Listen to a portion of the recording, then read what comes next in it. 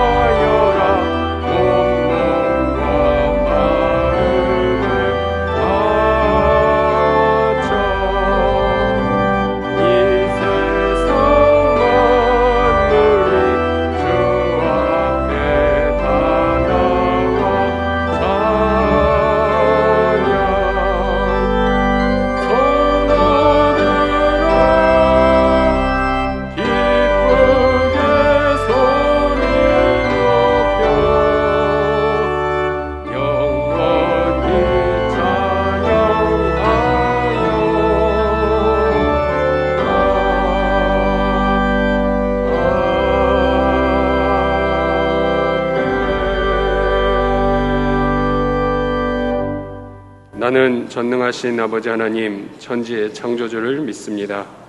나는 그의 유일하신 아들 우리 주 예수 그리스도를 믿습니다.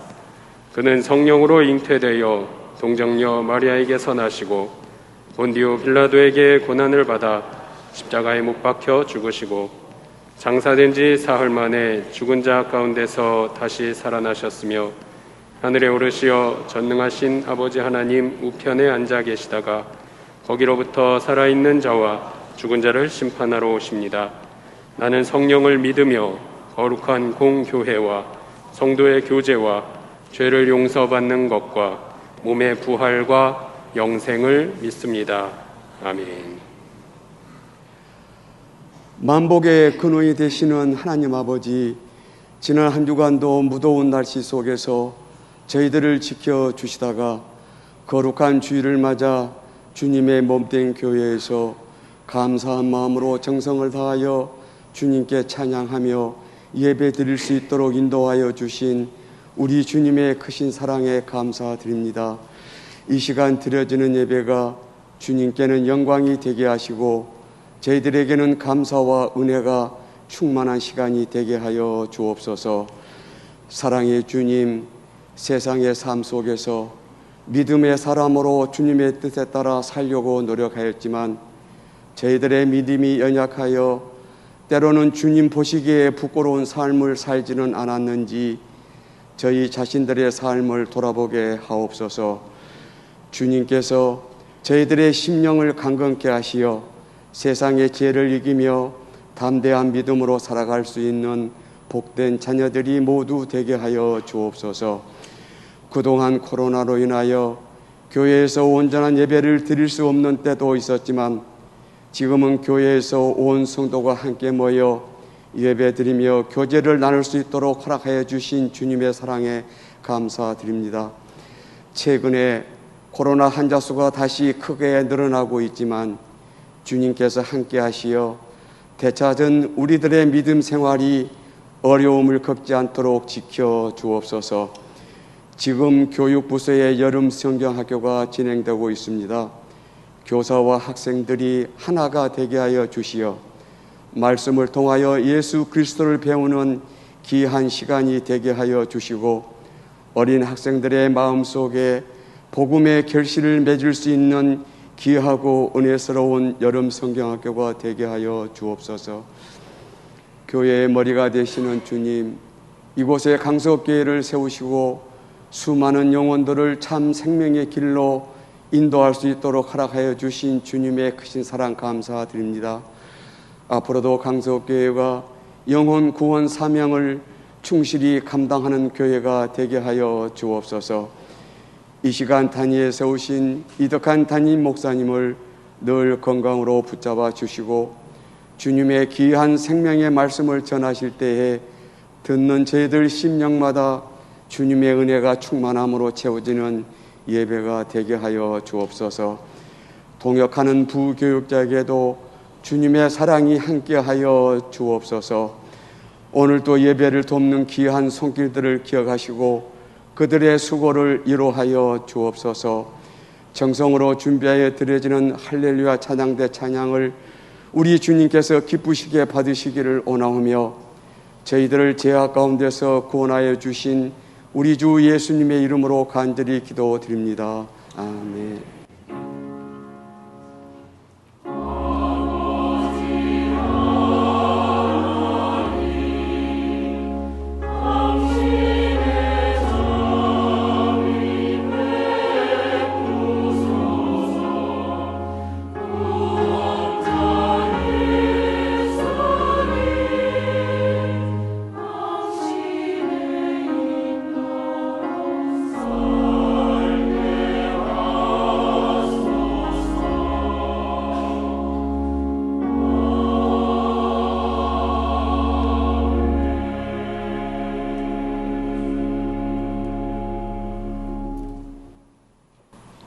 이 시간 우리 예배에 참석하신 한 가정을 소개하겠습니다. 이전에 저희 교회에서 사역하셨고요. 지금은 우리 제주 열방대학 성경말씀 연구학교 간사로 섬기시는 이재영 목사님 가정 예배에 참석하셨습니다.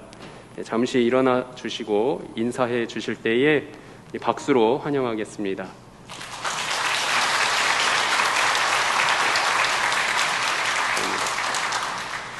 교회 소식 말씀드리겠습니다. 오늘은 기관의 날입니다. 우리 점심 식사는 제공되지 않으며 우리 오후 예배도 드리지 않습니다. 착오 없으시기 바랍니다. 고등부 여름 수련회가 오늘까지 진행됩니다. 중등부 여름 수련회가 8월 6일 토요일 오후 2시부터 베델 예배실에서 시작됩니다. 위에서 기도해 주시기 바랍니다. 5위입니다. 오남전도의 원례회가 3부 예배 후에 지하 소그룹실에서 있습니다. 알림입니다. 이번 주간은 백사무엘 목사님께서 휴가를 다녀오십니다. 교우 소식입니다. 324구역 김수현 집사님께서 아들 임관에 감사하여 아름다운 화분을 헌물하셨습니다. 출산한 가정이 있습니다. 주보를 참조해 주시기 바랍니다. 소천 소식입니다. 103구역 김민정 집사님 부친께서 지난 28일 목요일 소천하셨습니다. 조국영 집사님의 장인 되십니다. 장례를 마쳤습니다. 추가 소천 광고입니다. 419구역 윤순식 안수 집사님 부친께서 어제 소천하셨습니다. 빈소는 광주 남문 장례식장입니다. 조문은 오늘 낮 12시 40분에 교회에서 출발하도록 하겠습니다. 장례당한 두 가정을 위해 기도해 주시기 바랍니다. 이제 292장 부르시면서 봉헌하겠습니다.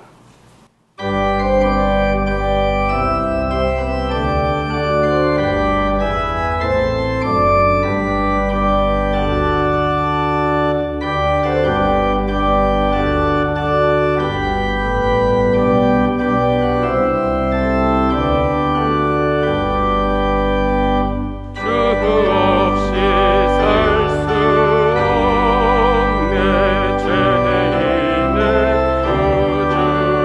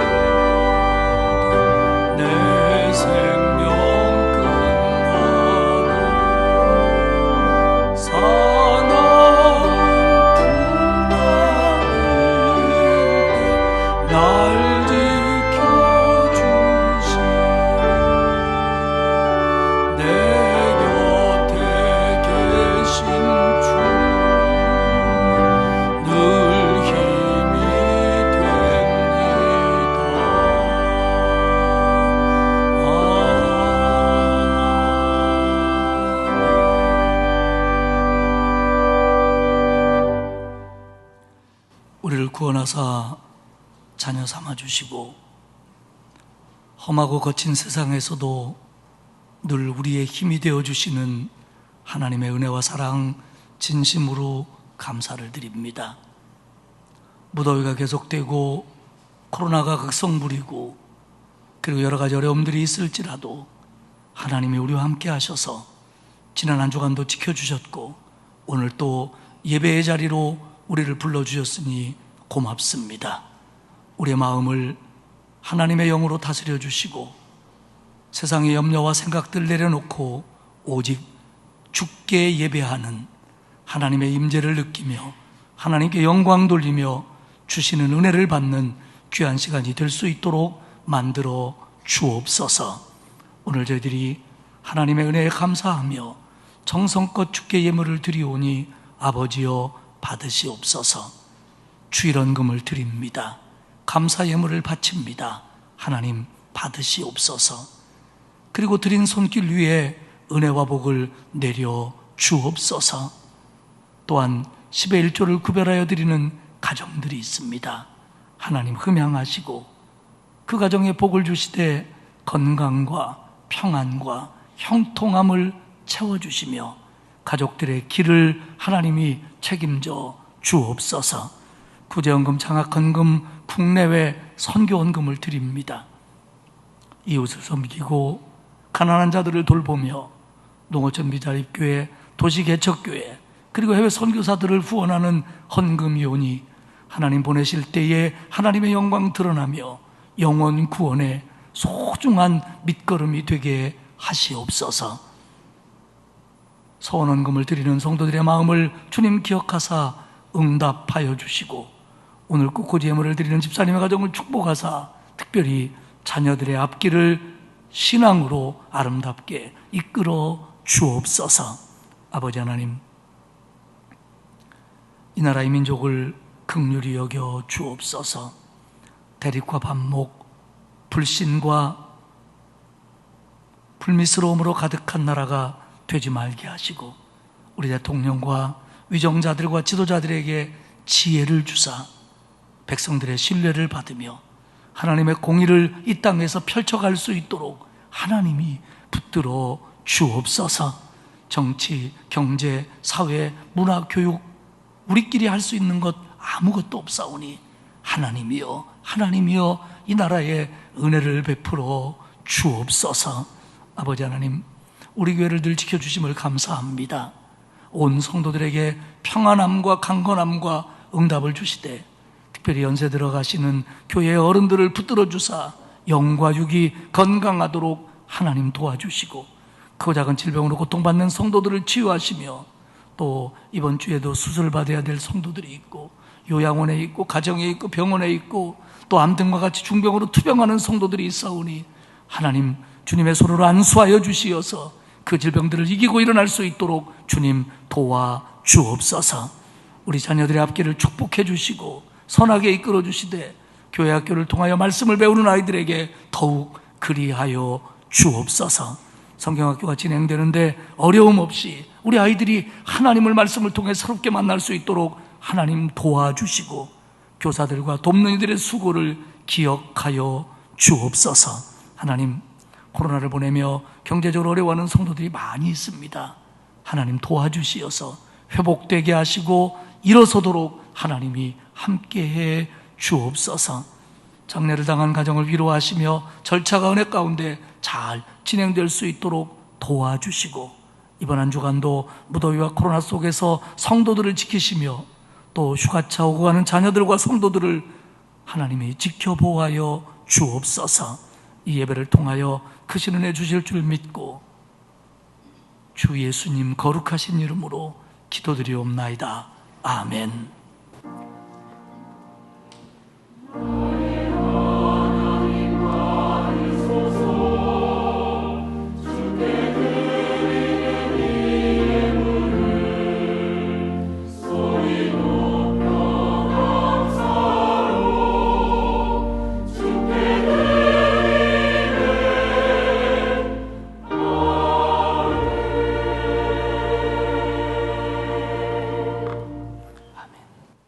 우리에게 주신 하나님의 말씀은 사도행전 17장 16절에서 25절까지 말씀입니다. 신약성경 217페이지에 있습니다. 사도행전 17장 16절로 25절까지 말씀을 봉독하겠습니다. 바울이 아덴에서 그들을 기다리다가 그 성에 우상이 가득한 것을 보고 마음에 격분하여 회당에서는 유대인과 경건한 사람들과 또 장터에서는 날마다 만나는 사람들과 변론하니 어떤 에피쿠로스와 스토아 철학자들도 바울과 쟁론할세 어떤 사람은 이르되 이 말쟁이가 무슨 말을 하고자 하느냐 하고 어떤 사람은 이르되 이방 신들을 전하는 사람인가 보다 하니 이는 바울이 예수와 부활을 전하기 때문이로라. 그를 붙들어 아레오바고로 가며 말하기를 내가 말하는 이 새로운 가르침이 무엇인지 우리가 알 수 있겠느냐.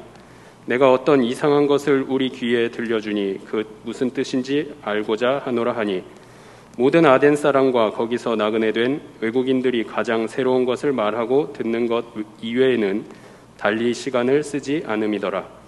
바울이 아레오바고 가운데 서서 말하되 아덴 사람들아 너희를 보니 범사의 종교심이 많도다.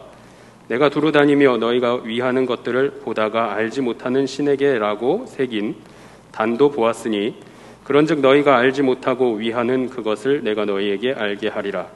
우주와 그 가운데 있는 만물을 지으신 하나님께서는 천지의 주제시니 손으로 지은 전에 계시지 아니하시고 또 무엇이 부족한 것처럼 사람의 손으로 섬김을 받으시는 것이 아니니 이는 만민에게 생명과 호흡과 만물을 친히 주시는 이심이라. 아멘.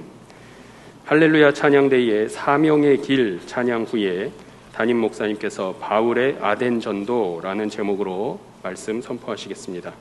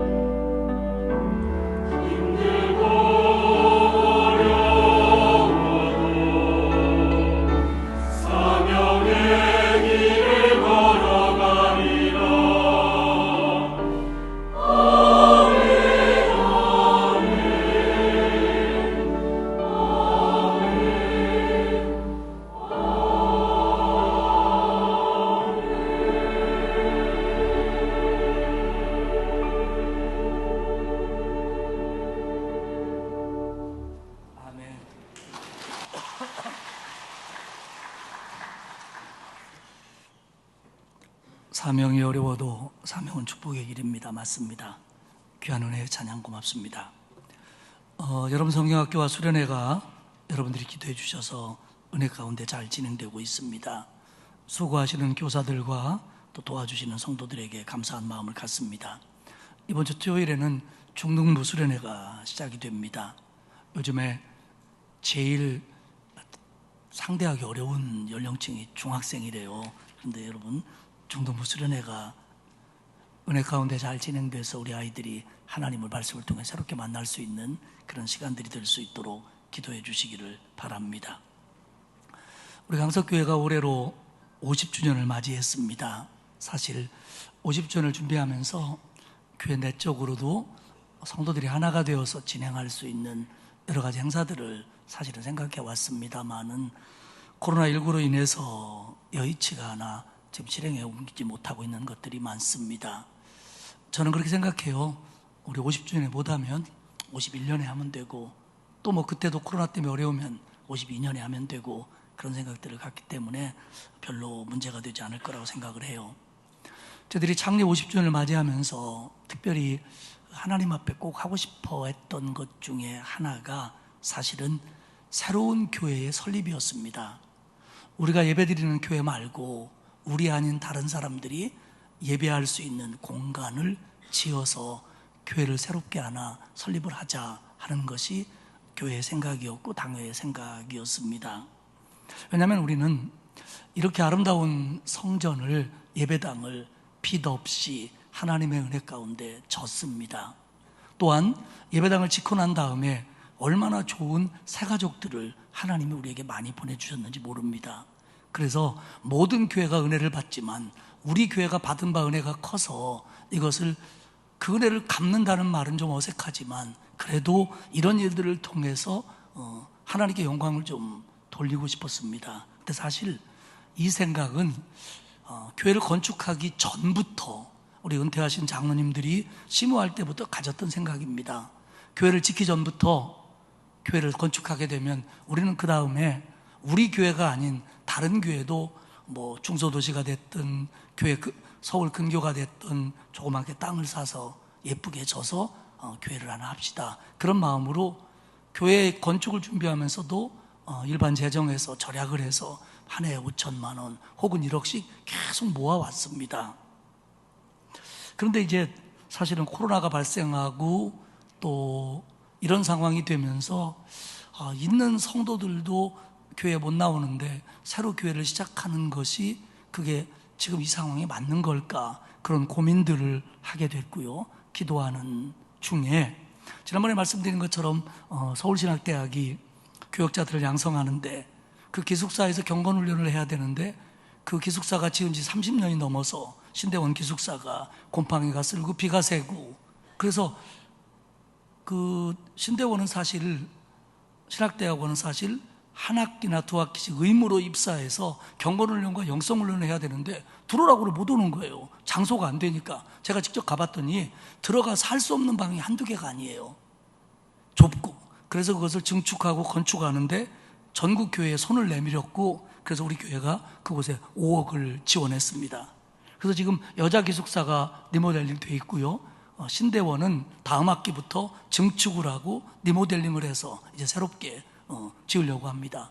그 신학대학원에서 졸업한 사람들이 우리 교회 부목사로 오고 그리고 이 다음에는 우리 교회 담임 목사 될 분들이 거기서 교육을 받을 텐데 우리가 이것을 후원하는 것이 맞다. 그래서 그렇게 했습니다. 그리고 우리 교회 고등부를 담당하다가 총회본부에 근무하다가 인도네시아 선교사로 파송받은 조병철 선교사님이 있습니다. 그 선교사님이 우리에게 요청해 오기를 강석교회가 50주년을 맞이해서 인도네시아의 누산타라 선교신학교 그분이 거기서 신학교 일을 하거든요. 거기에 강의실이 부족하고 세미나실이 있으면 좋겠고 식당과 그리고 단기 선교팀이 오면은 게스트하우스가 있으면 좋겠으니까 그걸 좀 지어줬으면 좋겠습니다. 그래서 당회가 결의하여 그 공사를 지금 시작하고 있습니다. 뿐만 아니라 우리가 교회를 건축하지 못하는 마당에 있어서 그러면 하나님이 주신 은혜를 어떻게 보답할까 그러면서 우리는 그러면 신학대학도 도왔고 해외 선교도 했으니까 국내에 있는 농어촌 교회와 미자립 교회를 돕자. 그래가지고 그것을 하기로 했습니다. 그래서 우리 교단의 신문인 성결신문에 광고를 내고 소정의 지원서를 만들어서 지원서를 받고, 그리고 그 지원서를 우리들이 심의하고, 그리고 그 교회들을 찾아가 봐서 그 교회들에게 정말 그런 도움이 필요한지를 확인하고, 왜냐하면 도움을 원하는 교회를 다 도와줄 수는 없기 때문에 그렇게 하기로 했습니다. 그런데 이 일을 시작하면서 보니까 이 일이 너무 큰 거예요. 예를 들어서 우리가 이 프로젝트를 10억으로 하는데 1억씩 도와주면 10교회고, 금액을 정하지는 않습니다만은 5천만 원씩 도와주면 20교회인데 이것을 신문에 낼 때 우리를 도와주십시오 하는 교회가 너무 많을 건 거예요. 그러면 그 교회들을 우리 교역자와 당회원들이 다 가본다는 게 사실 물리적으로 쉬운 일이 아니었습니다. 그래서 고민하다가 우리 교단에 이런 일들을 맡아서 하는 위원회가 있습니다. 그게 우리 교단 국내선교위원회입니다. 그리고 이것과는 조금 다르지만 이런 일들을 한번 했던 적도 있고요. 그래서 제가 국내선교회 위원장 목사님과 총무 목사님을 만났습니다. 우리 교회가, 당회가 이런 뜻을 가지고 있는데 이거 좀 도와주시죠. 어떻게 했으면 좋겠습니까? 그래서 우리하고 이걸 같이 합시다. 그래서 같이 강석교회가 50주년을 맞이하여 하나님의 은혜에 감사하며 이런 사업을 하는데 이 일을 국내선교회와 함께 진행을 하겠습니다. 그래서 소정의 양식을 만들고 신문을 내고, 그리고 교회들이 지원해 오면 그것을 우리와 함께 심의하고, 그리고 제일 중요한 일은 이 국내선교위원회의 위원 목사님들이 전국에 흩어져 있습니다. 전라도에도, 경상도에도, 강원도에도, 충청도에도. 그러면 그분들이 그 신청한 교회들을 가보고 과연 이 교회가 정말 이런 게 필요한지, 이런 도움을 원하는지, 얼마나 규모로 도와줘야 되는지 이런 걸 판단해서 우리와 함께 결정하고 도와줍시다. 그래서 여기까지 상의가 됐습니다. 그래서 광고를 내야 될 문안을 지금 조정 중에 있고요. 그리고 그런 것들을 통해서 할 겁니다. 중요한 건 사도 바울은 늘 빚진 마음으로 이방 도시에 혹은 다른 나라에 가서 복음을 전했고요. 우리 모두도 하나님의 은혜에 빚진 자입니다. 예수 그리스도의 십자가의 보혈이 아니었으면 구원받지 못했고, 또 우리는 이 더운 날씨에도 이렇게 넓고 시원한 교회에서 예배를 드리지만 오늘도 비가 새는 교회에서, 곰팡이가 나는 교회에서, 그리고 교회에 그 재정이 없어서 헐떡이는 그런 교회들이 우리 교단에 얼마나 많은지 모릅니다. 그래서 그런 교회들을 돕는 것이 저는 하나님이 기뻐하시는 일이라고 생각합니다. 여러분 오해하지 마십시오.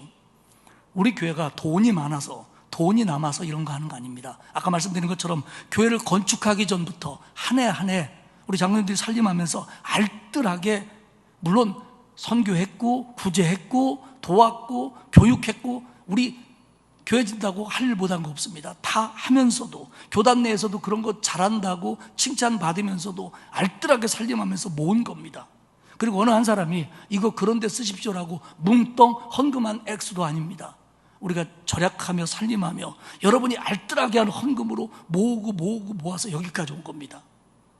요즘 같은 이기주의 사회에서 자기밖에 모르고, 자기 가족밖에 모르고, 자기 교회밖에 모르는 시대 속에서 우리가 이렇게 할 수 있다는 건 저는 하나님이 굉장히 기뻐하시라고 생각합니다.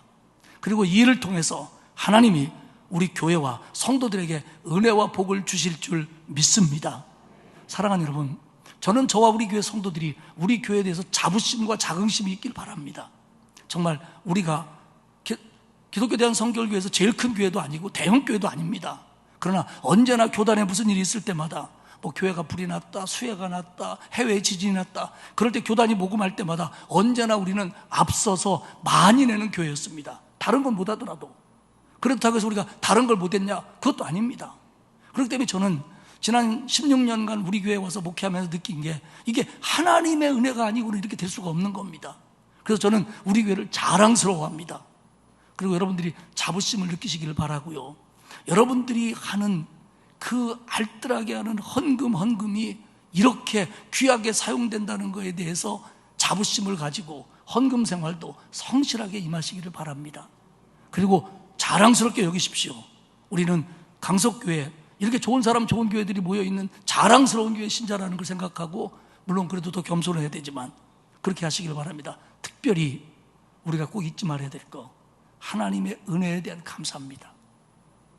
그동안 우리 교회가 많은 지교회도 냈고 해외에도 교회도 세웠고 어려운 교회도 도와줬고 뭐 이거 하여간 앞서서 해왔습니다. 근데 그렇게 해온 것들이 정말 기적 같은 하나님의 은혜예요. 지금도 마찬가지고요. 그래서 이 은혜를 기억하고 하나님 앞에 감사하는 저와 여러분이 되시길 바라고요. 우리 교회는 앞으로도 그런 일을 할 거고요. 그리고 하나님께서 우리 교회를 통해서 저와 여러분에게 기도도 응답하시고 자손만대로 은혜와 복을 주실 줄 믿습니다. 어디 가서 막 자랑할 건 없지만 오늘 나갈 때는 어깨에 힘도 좀 주시고 뽕도 좀 세우시고 그리고 나가셔도 됩니다. 우리가 코로나 전에 정상적으로 오후 예배를 드릴 때 매월 마지막 주일 오후 예배는 기관의 날이라고 해서 식당에서 일하는 사람들도 좀 하루 쉬고 밥도 안 하고 오후 예배를 생략하고 기관별로 동아리별로 또 구역별로 시간을 갖도록 그렇게 했습니다. 근데 지금 코로나기 때문에 그런 것들이 활성화되지 못했다는 건 알지만 그래도 이 일은 계속하겠습니다. 여러분들 오늘 오후도 그렇게 사랑해 주시고 여의치 않다면 우리 가족들끼리 또 시간을 보내는 그런 날이 되시기를 바랍니다. 이렇게 하고 설교가 끝나면 얼마나 좋겠어요. 근데 이제 시작입니다. 오늘은요, 사도 바울의 선교 가운데 좀 특별한 지역이라고 할 수 있는 아덴, 오늘로 말하면 그리스의 수도 아텐의 선교에 대해서 말씀을 나누겠습니다. 사도행전 17장 후반부입니다. 근데 이 부분은 정말 우리에게 여러 가지를 얘기해 주는 거기 때문에 여러분들이 좀 귀를 활짝 열고 들었으면 좋겠습니다. 사도 바울은 베레아에서 복음을 성공적으로 전했습니다. 그래서 많은 유대인들과 헬라인들과 귀부인들이 돌아왔어요. 근데 이것을 못마땅하게 여겼던 데살로니카에 살던 예수를 안 믿던 유대인들이 베레아까지 찾아와서 이들을 선동하여 소동을 벌여서 사도 바울이 떠나지 않으면 안 되게 만들어 버렸습니다. 그래서 사도 바울은 이 베레아에서 아덴으로 내려오고 그리고 실라와 디모데는 베레아에 남아서 교회들을 돌봅니다. 그렇게 이야기가 시작됩니다. 첫 번째는 아덴에서의 바울입니다. 17장 16절에 보면 바울이 아덴에서 그들을 기다리다가 그 성에 우상이 가득한 것을 보고 마음이 격분하여. 사도 바울이 아덴에 갔는데 너무 우상이 많아서 마음이 격분했습니다. 그래서 마음이 격분하다라고 하는 이 헬라어 동사는 마음이 불편했다, 크게 화가 났다 이런 뜻입니다. 그러니까 그들이 우상 숭배하는 걸 보고 바울이 화가 났고요, 그들이 하나님을 알지 못하는 것 때문에 마음이 안타까웠고요, 그래서 그들에게 복음을 전해야겠다는 열정의 마음이 커졌습니다. 가끔 우리는 그런 뉴스를 들을 때가 있습니다. 어떤 절이 있는데 그 절에 어떤 사람이 가서 기둥에다가 벽에다가 빨갛게 십자가를 그려놨다, 이런 보도가 나올 때가 있습니다. 저는 그것을 한 사람이 누군지는 모르지만 그 사람이 그리스도인일 거라고 생각합니다. 그러니까 십자가를 거기다 빨갛게 칠해놨겠죠. 근데 사람이 우상에게 절하니까 화가 났으니까 그랬다는 거 이해는 해요. 그런데 이 방법은 바람직한 방법은 아니라고 저는 생각합니다. 어떤 사람이 예수를 모르고 전도에도 돌아오지 않고 우상을 숭배한다, 그럼 막 속상하지요. 속상해야 맞아요. 내비도 지 맘인데 뭐, 이건 그리스도인의 마음이 아닙니다. 속상하지요. 그리고 막 안타깝지요. 그런데 이런 마음이 뭐 어디 절에 가서 기둥에다가 십자가를 그리는 마음으로 표출되는 게 아니고, 그런 마음이 더 기도하는 마음으로, 전도하는 마음으로 표출되는 게 맞습니다. 사도 바울은 아덴에 가서 그들을 보면서 우상 숭배하는 게 너무 마음이 안타깝고 막 성질이 났는데 그것을 그들에게 복음 전하는 마음으로 표출을 합니다. 아덴은요, 그 당시에 대단한 도시입니다. 헬라가 로마 이전에 지중해 연안의 유럽들을 지배할 때 중심 도시가 아테네였습니다. 물론 이 아덴의 전성기가 이미 500년이 지나갔습니다. 사도 바울이 아덴에 들어간 해를 서기 50년으로 봅니다. 이미 전성기는 지나갔지만 그래도 아덴은 그 당시 최고 수준의 문화와 조각과 문학과 웅변술과 수사학, 그리고 여전히 당대의 최고의 철학과 그리고 우상 숭배의 본거지였습니다. 이 아테네는 소크라테스와 플라톤의 고향이었고요, 아리스토텔레스와 아피쿠로스와 제논 등이 이 아덴에서 활동을 했던 그런 곳입니다. 1세기에 로마 역사학자며 정치가였던 플리니우스라는 사람의 글이 아직도 남아있는데 그 글에 이렇게 쓰여 있습니다. 로데스, 도시를 가리킵니다. 로데스에는 7만 3천여 개의 우상이 있었는데 아덴과 같은 신전 도시에는 이보다 더 많은 우상이 있었다라고 기록을 한 게 지금도 남아 있습니다. 그 당시에 아덴 인구보다 아덴의 우상 숫자가 많았습니다. 신상 숫자가 더 많았다는 겁니다.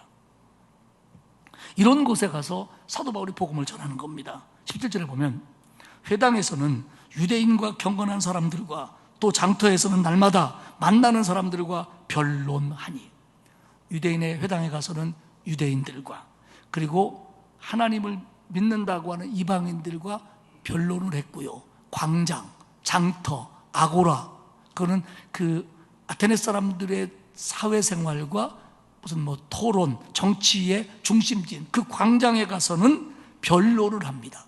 여기서 이 변론이라고 번역된 이 단어는 그 당시에 유행하던 대화를 통한 교수법입니다.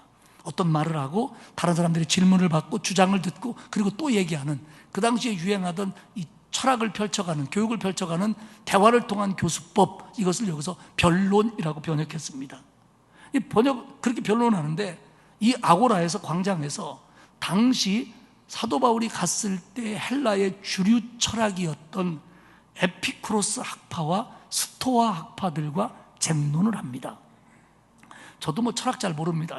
고등학교 때 좀 배웠고 대학에서 철학사 시간에 조금 배웠는데, 학파 그러면 어떤 철학의 주장을 따라가는 사람들의 무리를 학파라고 부릅니다. 그러면 이 에피쿠로스 학파는 누구냐면 BC 300년경에 에피쿠로스가 주장한 학설을 따르는 사람들인데, 이 사람들이 주장하는 건 뭐냐면 쾌락이 인생의 주요 목적이라는 겁니다. 근데 쾌락이 여기서 우리가 생각하는 술 먹고 딩가딩가 하는 쾌락이 아니고, 이들이 생각하는 쾌락은 좀 고상해요. 그 쾌락이 뭐냐? 고통이 없고 걱정이 없고 미신적인 두려움이 없고 평안한 삶을 누리는 것, 그것을 쾌락이라고 정의하고 그것을 추구하는 게 인간의 목적이다, 이렇게 얘기합니다. 스토아 학파는 또 다릅니다. 스토아 학파는 그들이 주장하는 건 뭐냐면 이성입니다. 인간의 이성은 탁월해서 인간의 이성의 탁월성과 능력으로 얼마든지 행복을 만들어갈 수 있다, 이렇게 주장하는 게 스토아 학파입니다.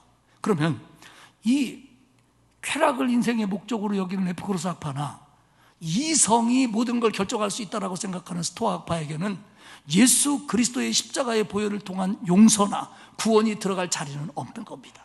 그러니까 그들과 얘기하면서 논쟁이 되지 않을 수가 없었던 겁니다. 그랬더니 그들이 사도 바울을 어떻게 평가하냐면 18절에 보면 어떤 사람은 사도 바울을 말쟁이라고 표현했다는 겁니다.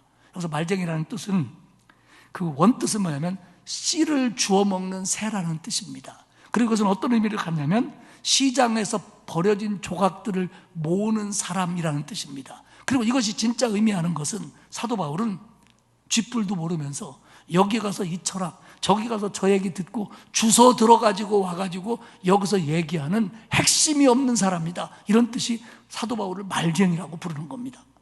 들어보니까 자기들이 느껴 말이 안 되거든요. 예수 그리스도의 부활을 얘기하고 그러니까 말이 안 되거든요. 그러니까 그렇게 생각하는 겁니다. 그 다음에 어떤 사람은 저 사람이 우리가 모르는 이방신을 전하는 사람인가 보다, 이 정도 이해를 했습니다. 그러더니 19절에는 바울을 붙들어 아레오바고로 가며 말하기를 내가 말하는 이 새로운 가르침이 무엇인지 우리가 알 수 있겠느냐. 사도 바울을 아레오바고로 끌고 갑니다. 사도 바울은 거기서 그 유명한 아레오바고의 연설, 아레오바고의 설교라고 불리우는 설교를 외칩니다. 두 번째 얘기가 그 얘기입니다. 아레오바고, 지난 토요일에 김진삼 목사님도 조금 얘기를 했습니다만, 이 아레오바고는 흔히 생각할 때는 아레오바고 언덕을 가리킵니다. 아덴에 가면 중심지에 제법 그렇게 높지는 않습니다. 어느 정도는 돌산이 있고 그것을 아크로폴리스라고 부릅니다.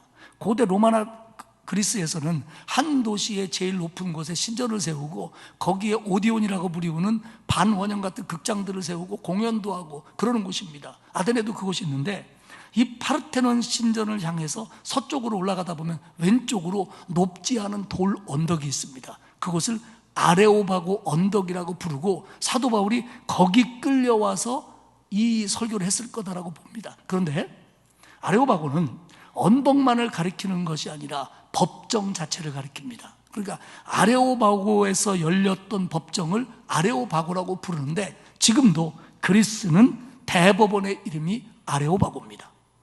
그리스의 대법원을 지금도 그들은 헬라어로 아레오바고라고 부릅니다. 그런데 이 아레오바고 법정은 뭐 무력을 가하고 사람을 잡아가고 이런 건 아니지만 그 도시에서 철학이나 종교나 이론을 펼치는 것을 할 수 있게 하거나 못하게 하는 권한을 가진 법정입니다. 그런데 22절에 보면 바울이 아레오바고 가운데 서서 말하기를 아덴 사람아 너희를 보니 범사에 종교심이 많더라. 내가 너희를 보니까 너희는 종교심이 많더라. 여기서 종교심은 신을 두려워하는 마음이고 긍정적으로 보면 경건성이라고 볼 수 있습니다. 야, 니네 신을 두려워하는 마음이 많더라. 그리고 22절에 3절에 뭐라 그러면 내가 돌아다니면서 보니까 너희들이 신들을 위하는 게 많더라. 신전, 신상, 제단, 사당 이런 게 참 많더라. 그런데 내가 보니까 몰라서 섬기지 못하는 신이 있더라. 그래서 너희들이 뭐라고 제단을 만들었냐면 알지 못하는 신을 위한 제단을 만들어놨더라. 실제적으로 그들이 제우스 신에게 아폴로 신에게 뭐에게 하다가 혹시 빠진 신이 있을까봐 우리가 이름 모르는 신을 위한 제단이라는 걸 만들어놨는데 사도 바울이 말하기를 니네가 이름 모르는 신이라고 얘기하는 신에 대해서 내가 너희들에게 이야기를 좀 하겠다 이렇게 시작을 합니다. 바울이 왜 그러냐면 여기서 그들이 이해할 수 없는 다른 얘기를 하면 저거는 들을 것도 없어. 저 이상한 녀석이야. 그러면서 내쫓을까봐 그들에게 접촉점을 갖기 위해서 니들이 섬기는 알지 못하는 신에 대한 얘기부터 내가 시작을 하겠다. 그러면서 24절에서 31절까지 그 유명한 아레오바고 연설을 외칩니다. 그런데 사도 바울이 아레오바고에서 했던 이 연설, 설교에 대해서 평가가 완전히 다릅니다. 하나는 퍼시 가드너 같은 사람은 사도행전에 나와 있는 바울의 외침 가운데 가장 진정성이 적은 거다 이러면서 낮게 평가합니다. 그런가 하면 디벨리우스 같은 사람은 뭐라고 하냐면 이것은 하나님에 대한 참된 지식을 말하는 헬라주의적인 연설이다 이렇게 말합니다. 또 디트백이라고 하는 사람은 기독교와 헬레니즘이 헬라 철학이 이제 역사적으로 만나는 현장에서의 외침이다 이렇게 말도 합니다. 그러니까 이걸 낮게 평가하는 사람은 너무 그 사람들의 철학을 의식해서 철학적으로만 설교한 그런 거지 이건 연설이라고 말해야 된다 이렇게 낮게 평가하고요. 어떤 사람은 아니다. 그 상황에서 그들의 눈높이에 맞춘 가장 적절한 하나님의 말씀이다 이렇게 평가를 합니다. 근데 중요한 건 바울의 생각입니다. 바울이 아레오바고에서 설교를 하고 연설을 하고 얼마 있지 않아서 고린도로 갑니다. 그런데 그 고린도로 갈 때의 자기의 심정을 다짐을 훗날 고린도 교회에 편지를 보내면서 내가 너네한테 갈 때 이런 마음이었다 라는 마음을 고린도전서 2장 1절과 2절에 이렇게 표현합니다. 형제들아, 고린도 교회를 얘기하는 겁니다. 내가 너희들에게 나아가 하나님의 증거를 전할 때에 내가 고린도에 가서 복음을 전하려고 할 때 나는 말과 지혜의 아름다운 것으로 아니하였으니 내가 너희 중에서 예수 그리스도와 그가 십자가에 못 박히신 것 외에는 아무것도 알지 아니하기로 작정하였습니다.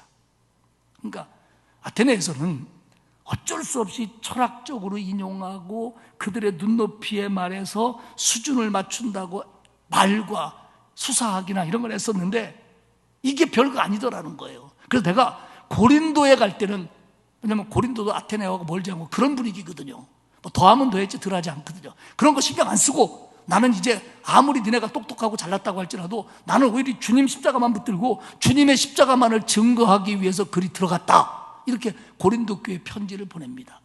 결국 바울도 아레오바고에서 연설을 하고 아테네에서 설교했던 모든 것들이 이게 과연 최선이었을까라는 갈등이 있었던 것으로 보여지는 부분입니다. 이게 아레오바고의 연설입니다. 그리고 지금도 그 아레오바고에 가면요, 아레오바고 언덕 올라가는 쪽 오른쪽에 그 돌벽에 동판 같은 게 이렇게 딱 붙어 있는데 거기에 사도행전 17장 22절에서 31절까지 아레오바고에서의 바울의 설교가 헬라어로 쫙 기록되어 있습니다. 여러분들 혹시 그리스 관광을 가시게 된다면 성지순례로 가면 이런 것들을 설명하지만 일반 관광으로 가면 설명 안 할 수도 있습니다. 그러면 그 올림푸스 아크로폴리스로 올라가면서 여기 아레오바고가 어디입니까? 라고 물어보면 아마 가르쳐 줄 겁니다. 저는 우리 교인들과 함께 그리스 터키 성지순례를 가서 그것을 보았고 아마 신자들은 들었어도 다 잊어버렸을 거예요. 그래서 참 제가 고맙지요. 자주 잊어버려줘서. 근데 저는 그것을 보면서 저 혼자 거기 올라갔습니다. 올라가서 바울이 섰던 그 자리에 서 보니까 눈물이 쏟아지고 얼마나 사명감이 솟아나는지 지금도 그 생각으로 막 가슴이 살떨립니다. 근데 여러분이 오늘 집에 돌아가셔서 사도행전 17장 21절부터 31절까지 한번 쭉 읽어보십시오. 거기 바울의 설교가 나오는데 내용이 이런 겁니다. 24절에 보면 주께서 하나님께서 온 우주와 세상을 창조하셨다. 그렇기 때문에 하나님이 천지의 주인이시고 하나님은 인간이 지은 신전에 계실 수 없다. 이렇게 얘기합니다. 25절에서는 하나님은 사람의 섬김을 통해서 무엇인가 얻어가려고 하시는 분이 아니다. 하나님은 오히려 인간들에게 생명을 줬고 호흡을 주신 분이다. 그리고 하나님은 인간을 창조해서 모든 인류는 하나의 기원을 가지고 있다. 그리고 하나님은 모든 인류가 다양하게 살도록 만들어주셨다. 27절에. 그런데 그 하나님은 사람에게서 멀리 있지 않고 사람에게 가까이 계셔서 사람들이 하나님을 찾을 수 있게 하셨다. 그리고 28절에서는 지금까지의 내용들 하나님이 창조하시고 모든 사람에게 생명을 주시고 민족을 다스리시고 자신을 계시하시고 하나님께 나올 수도 있도록 하셨다는 것들을 다시 강조하는데 문제는 이 28절에서의 용어들이 우리는 모르지만 이게 성경의 인용이 아니고 그 당시 당대의 철학자들이 얘기했던 것들을 인용하여 바꾸어 말했다는 겁니다. 그러면서 결론적으로 17장 31절에 뭐라고 하냐면 알지 못하는 시대에는 하나님이 간과하셨거니와 이제는 어디든지 사람에게 다 명하여 회개하라 하셨으니 지금까지 너희들이 몰라서 하나님을 믿지 않은 건 하나님이 용서하실 것이다. 그러나 이제는 하나님에 대해서 들었으니까 너희들 회개하고 돌아와야 된다. 그래서 31절에 하나님의 심판의 날이 이를 거다. 너희들은 심판의 날을 믿지 않지만 심판의 날이 있다는 증거가 뭐냐면 심판장으로 오실 예수 그리스도가 부활했다는 것이다. 이렇게 아레오바고에서 설교를 합니다. 그랬더니 그들의 반응이 나타나요. 그 아레오바고 언덕에는 아레오바고 공회원들과 이 광장에서부터 따라온 이 일에 대해서 관심 있는 많은 사람들이 있었습니다. 근데 사도 바울의 설교를 듣고 그들의 메시지가 첫 번째는 32절에 그들이 죽은 자의 부활을 듣고 어떤 사람은 조롱도 하고 참, 별 쓸데없는 소리를 다 하고 있네. 아니 죽은 자가 부활을 해? 이게 죽은 자의 부활이라는 것은 헬라 철학에서는 굉장히 생소한 개념입니다. 그러니까 그런 건 있을 수 없다는 거예요. 그러니까 무슨 저런 말이 다 있어. 참 쓸데없는 소리 하고 있구만. 이렇게 조롱을 했고 어떤 사람들은 네 말을 좀 다시 한번 들어보고 싶다. 그렇게 말했다는 거예요. 근데 이거는 예수를 믿겠다라는 얘기가 아니라 좀 흥미롭다. 왜냐하면 이런 사람들은 그 당시에 새로운 철학이나 새로운 이론 듣는 걸 굉장히 좋아했거든요. 그러니까 야, 너 새로운 거 얘기하는구나. 내가 한번 들어볼게. 그렇게 했다는 겁니다. 바울은 아레오바고에서 연설을 끝내고요. 그들의 반응을 보니까 진지하게 자기의 말을 듣는 사람보다 조롱하고 비웃고 수많은 얘기 중에 하나로 듣는 사람들이 많다는 걸 느끼고 이 도시에서 자유롭게 복음을 전하는 게 쉽지 않겠구나 라는 걸 알게 되어 그는 아덴에서 별로 오래 있지 않고 고린도로 갑니다. 그리고 아까 말씀드렸던 그런 다짐을 하면서 고린도로 들어갑니다. 그런데 그럼에도 불구하고 짧은 기간 아테네에서 몇 사람들이 바울과 가까워졌고 예수를 믿게 됩니다. 17장 34절에 보면 몇 사람이 그를 가까이하여 믿으니 그 중에는 아레오바고 관리 디오누시오가 아레오바고 관리였는데 예수를 믿게 됐다고 그러는데 성서학자들은 이때 이 법정의 관리가 한 30명쯤 됐을 걸로 봅니다. 그러면 30명 중 한 명이 복음을 받아들였다는 거예요. 그리고 다말이라 하는 여자와 다른 사람도 있더라. 근데 이 아덴 전도를 쭉 보면 다른 데와 달리 많은 사람들이 예수님을 믿었다라는 얘기가 없고요.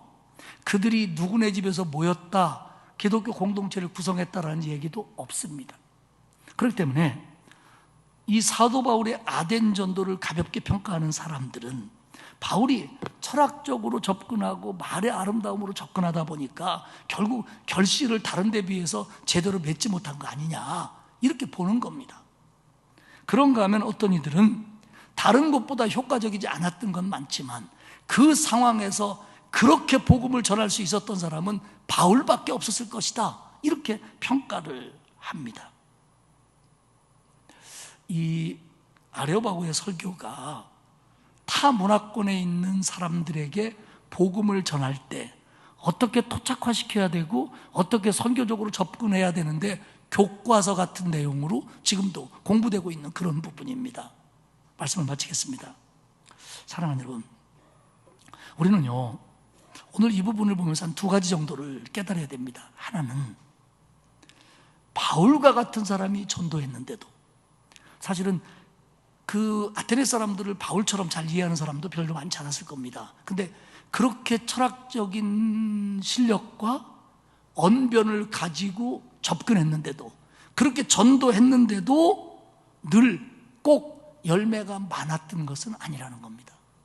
실패라고 보지는 않습니다. 저는 사도 바울의 아덴 설교에 대해서 요만큼도 비판하고자 하는 마음이 없습니다. 이렇게 할 수 있는 사람은 바울밖에 없어요. 사명이죠. 그런데 바울이 그렇게 했는데도 안 될 때도 있더라는 겁니다. 그럼 우리는 여기서 위로를 받고 격려를 받을 수 있어요. 설교를 해도, 가르쳐도, 기도해도, 헌신해도, 그리고 세상에 나가서 빛과 소금이 되고 그리스도인답게 살아도 날마다, 때마다, 일마다 아름다운 복음의 열매가 맺히지는 않을 수도 있다는 겁니다. 하나님이 왜 그렇게 하시는지는 정확하게 몰라요. 많은 일들이 있을 테죠. 아마도 바울이 아덴에서 그랬기 때문에 빨리 접고 더 중요한 고린도로 가서 복음을 전할 수 있었을지 모릅니다. 그런데 어쨌든 간에 현실적으로 우리가 기도한다고만 해서 응답되고, 가르친다고만 해서 걔들이 훌륭한 일꾼이 되고, 설교한다고만 해서 모든 사람이 은혜를 받고, 내가 헌신한다고 해서 맨날 열매가 있고, 내가 하나님의 뜻대로 살아간다고만 해서 모든 게 잘 되고, 그렇지 않을 수도 있다는 겁니다. 않을 수도 있다는 겁니다. 근데 않을 수 있다고 해서 포기할 거냐? 그건 아니라는 거죠. 오히려 사도 바울은 거기서 받은 은혜를 가지고 고린도에 가서 놀라운 복음의 열매를 거둡니다. 그렇기 때문에 우리가 헌신하고 애쓰는 것들이 눈앞에 보이는 열매가 없다고 할지라도 그것 때문에 초조해하거나 불안해하거나 포기할 필요가 없다는 겁니다. 두 번째, 이 일 후에 바울의 다짐을 우리는 중요하게 여겨야 됩니다. 말이나 지혜의 아름다움으로 하지 않고 나는 오직 예수 그리스도만 붙들고 예수 그리스도만 전하겠다. 내 경험, 내 실력, 지금까지의 경력, 이게 중요하지 않다. 나는 지금 주님만 붙들고 주님의 십자가만을 붙들고 이 일을 하겠다. 이런 다짐이 결국 고린도 전도를 놀라운 결실로 바꿔줬다는 겁니다. 그 때문에 사랑하는 여러분, 오늘 저와 여러분도 우리에게 경험도 있고 실력도 있고 뭐 노하우도 있고 방법도 있고 하지만 그걸 의지할 게 아니라 나는 그런 거 내려놓고, 그게 교회 일이든 세상 일이든 하나님께 기도하며 하나님의 뜻대로 이 모든 것을 해나가겠습니다. 그런 다짐이 우리에게 있는 것이 맞다는 겁니다. 사랑하는 여러분, 우리 성도들 요즘 세상 살아가는 거 참 어려운 거 저도 조금은 압니다. 제가 어떻게 다 알겠습니까마는, 그러나 자식 키우는 것도 어렵고 직장 생활하는 것도 어렵고 사업하는 것도 어렵고 사실은 모든 게 다 어려운 세상입니다. 하지만 그런 어려운 일들 속에서 다 내 방법, 내 기술 이게 아니고 더 하나님 의지하고 더 십자가 붙들고 이것도 맡기고 저것도 맡기고 이것도 하나님의 뜻대로 하고 그런 마음으로 일할 때 그것이 우리의 맞는 자세고 거기에 놀라운 열매와 결실이 있다는 걸 믿으시기를 축복합니다. 하나님의 일은, 헌신은, 교회 일은, 그리고 우리에게 주어진 세상 일도 내가 하는 거 아닙니다. 내가 하지만 내가 할 수 있는 게 아닙니다. 하나님이 해주셔야 됩니다. 그러니 오늘도 하나님께, 하나님 이 일도 저 일도 이것도 저것도 하나님이 해주십시오. 내가 애쓰지만 내 거 가지고 다 안 되니까 하나님이 해주십시오. 그렇게 더 전적으로 맡기는 저와 여러분이 되시기를 축복합니다. 사랑하는 여러분, 우리가 예수 믿고 교회 일하는 것도, 세상에서 우리의 역할을 해내는 것도 내 힘으로 안 됩니다. 하나님도 의지하시고, 내 생각, 내 방법 아니고 내려놓고 실망할 것 없이 하나님께 맡기고 하나님이 주시는 힘으로 하나하나 풀어가고 헤쳐가시길 바랍니다. 그러면 전도의 열매도 맺을 것이고, 기도의 응답도 생길 것이고, 그리고 가정의 문제도, 건강의 문제도, 그리고 물질 문제도 하나님이 풀어가 주실 줄 믿습니다.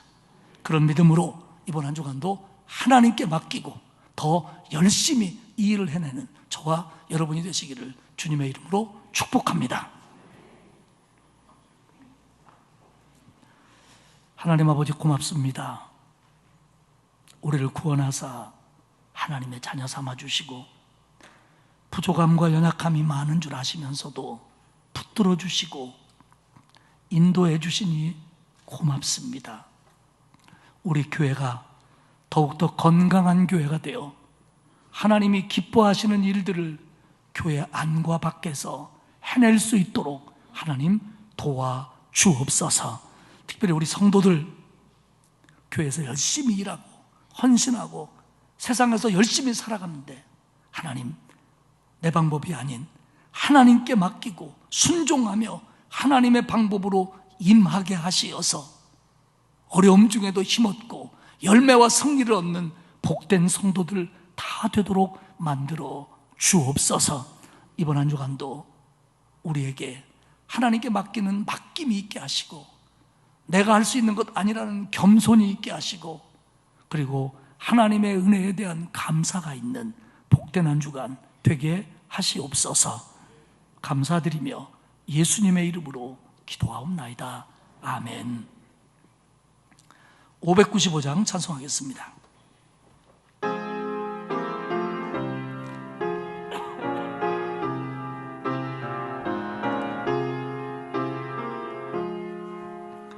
나 맡은 본분은 구주를 높이고 문 영혼 구원 얻도록 잘 인도함이라. 부르심 받들어 내 형제 섬기며 구주의 뜻을 따라서 내 정성 다하리. 주 앞에 모든 일 잘 행케 하시고 이후에 주님 배울 때 상 받게 하소서. 나 항상 깨어서 늘 기도드리며 내 믿음 변치 않도록 날 도와주소서.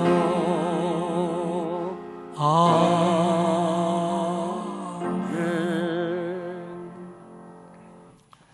이제는 우리 주님 예수 그리스도의 은혜와 하나님 아버지의 크고 넓으신 사랑하심과 성령님의 감화감동 위로 교통하시는 역사가 우리의 부족을 깨달으며 그러면서도 하나님께 모든 것을 맡기며 주님과 함께 더 큰 열매 맺기를 기대하며 힘쓸 것을 다짐하는 온 성도들 머리머리 위에와 그 가정과 자녀와 일터 위에와 그리고 우리 교회와 이 나라 위에 이제로부터 영원까지 함께 하옵시기를 간절히 축원하옵나이다. 아멘.